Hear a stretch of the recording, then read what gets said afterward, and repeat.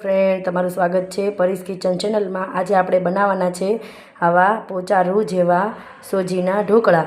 મિત્રો, તમે મારી ચેનલને સબસ્ક્રાઈબ ન કરી હોય તો સબસ્ક્રાઈબ, લાઈક અને શેર કરી દેજો, તો તમને મારા નવા વિડીયો જોવા મળશે। ચલો આપણે બનાવીએ સોજીના ઢોકળા। કેવી રીતે બનાવવા? હેલો ફ્રેન્ડ, તમારું સ્વાગત છે મારી પરીસ કિચન ચેનલમાં। તો આજે આપણે બનાવવાની છે સૂજીના વ્હાઈટ ઢોકળા। તો મેં આ 2 વાટકા સૂજી લઈ લીધી, 2 વાટકા સૂજી લઈ લીધી છે। તમે 2 વાટકા તમારા કોઈ પણ માપથી તમે લઈ શકો છો।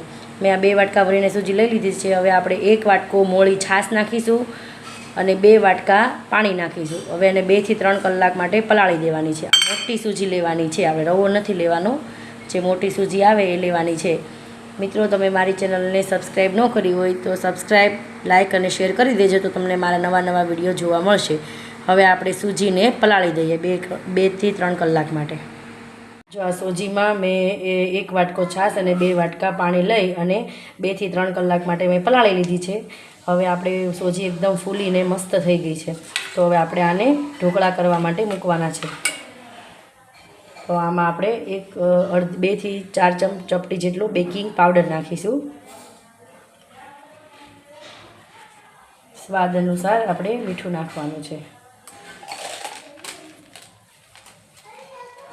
અને 2 થી 3 ચપટી જેટલી આપણે ખાવાનો સોડા નાખીશું, ટાટાનો।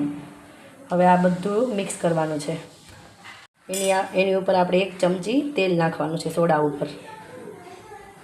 હવે આ બધું મિક્સ કરી દઈશું।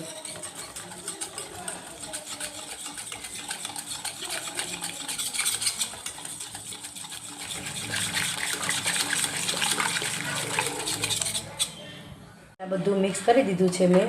હવે આપણે આ થાળીમાં ગ્રીસ કરી દીધું છે મેં પહેલેથી તેલનું। હવે આપણે આ થાળીમાં લઈ લઈશું બેટરને।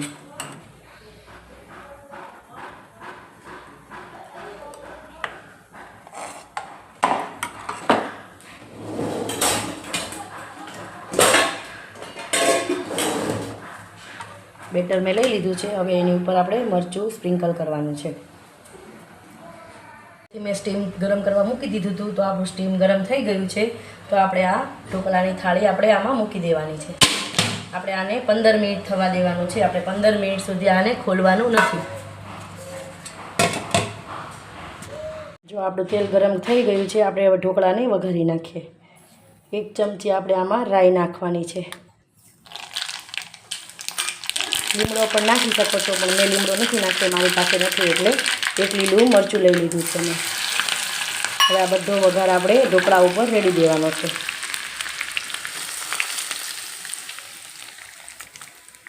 આપણા ઢોકળા રેડી થઈ ગયા છે।